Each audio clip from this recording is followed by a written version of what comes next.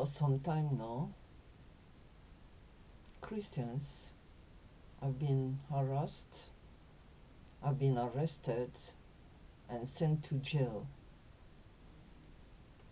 in England, accused of disturbing the peace because they were praying on the street.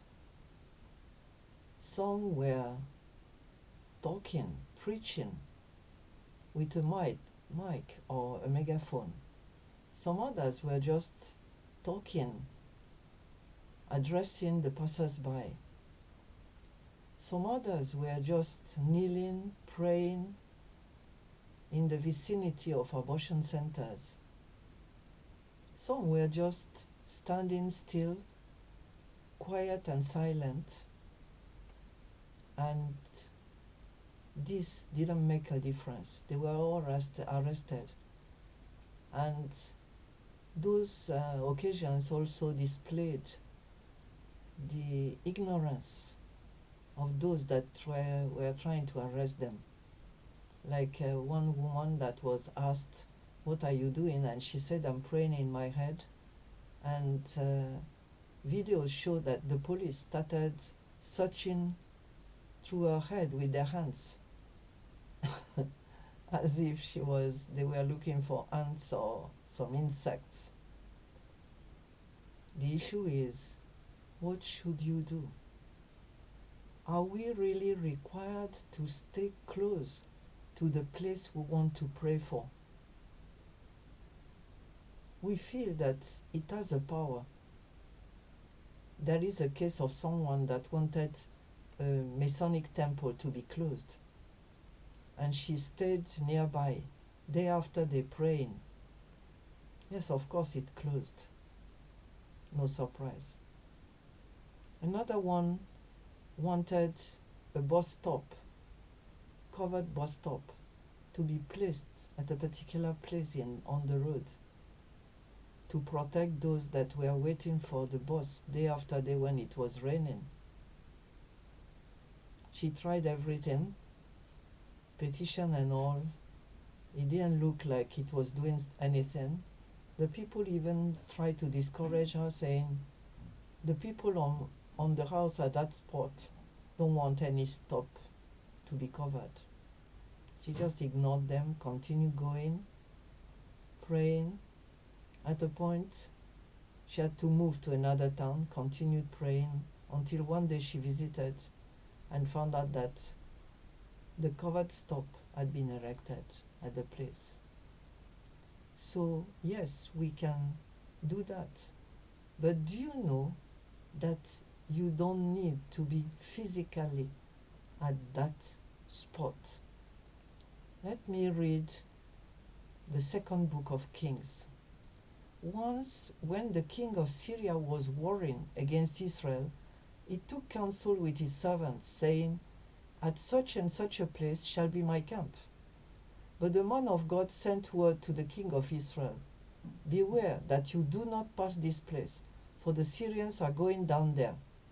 And the king of Israel sent to the place about which the man of God told him. Thus he used to warn him, so that he saved himself more than once or twice. And the mind of the king of Syria was greatly troubled because of this thing. And he called his servants and said to them, "Will you not show me who of us is for the king of Israel?" And one of the servants said, "None, my lord, O king. But Elisha the prophet, who is in Israel, tells the king of Israel the words that you speak in your bedroom." And he said, "Go and see where he is, that I might send and seize him." So, this is a story that happened. It's not a fairy tale. The man of God was there praying in his house at home. God revealed him all the places that the enemy king used to pass to attack his king in Israel. And he kept telling the king where the other one was coming, until the enemy king got so fed up he thought that there was a spy a traitor in his committee. And it's at that time that someone said, no, that man prays and God tells him where you are and what you are going to do. So I want to challenge you today. You might not have thought about this, but you don't need to move up and down. And this is especially encouraging for those of us that are elders. In the UK, there is a group that is called street pastors. Every weekend, a team goes out in the evening from 10 p.m. to 3 a.m. They roam about on the streets of the town, helping people that are in need, praying, counseling, supporting, hand in hand with the police, the proximity police. But half of this team is not on the street. The other half of the stream is called prayer pastors. And those of us in that group accompany our brothers and sisters. While they are on the street, we are at home praying. And the two together, street pastors and prayer pastors, are part of the same team.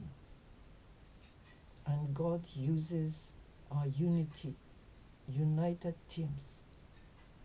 So you don't need to travel far and wide to pray. God is everywhere and He can reach absolutely anywhere. There are uncountable number of examples of people that prayed in one of our nations here, the UK or France, praying for people that they didn't even know that were missionaries in China, in India, and those gave testimony later that yes, this and that happened. They knew someone had prayed. God doesn't need you to travel. Sometimes He does, and He will tell you. But other times, just like we pray through Zoom nowadays. And through that technology, we are together, coming from different places. We don't travel, but we are together. The same way, you can be in your bedroom praying, and God will change something the other side of the earth. And your prayer is honored by God. The God that hears before we open our mouth. The God that is absolutely everywhere and still holds the whole world in His hand. Our God that is sovereign. So, fear not, just obey, kneel down and tell God about the others, about your world. Be sure that He will always honor your prayer.